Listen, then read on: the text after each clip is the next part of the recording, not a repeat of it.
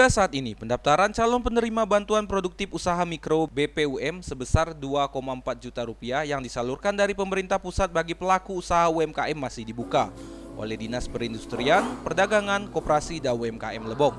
Jadwal terakhir pendaftaran atau pengajuan tersebut saat ini sudah ditentukan.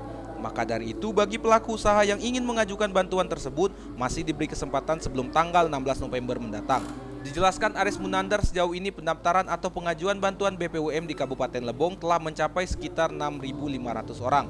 Selanjutnya, sekitar 5.500 ajuan sudah dikirim ke Kementerian Koperasi dan UMKM dan sisanya lagi masih tahap entry. Namun, berdasarkan dengan surat Kementerian Koperasi dan UMKM, untuk pengajuan ditutup pada akhir November. Dan terkait hal itu, Disperindakom menetapkan pengajuan terakhir pada tanggal 16 November mendatang. Pasalnya, lantaran minimnya tenaga kerja yang ada di Disperindakom Lebong. Diminta kepada masyarakat secepatnya atau segera mungkin yang terdampak COVID-19 pelaku UMKM dapat segera mendaftarkan diri ke Dinas Perindak Koperasi UKM Kabupaten Lebong. Berkas tersebut atau nama-nama pengusul akan kami kirimkan ke Kementerian Koperasi dan UKM.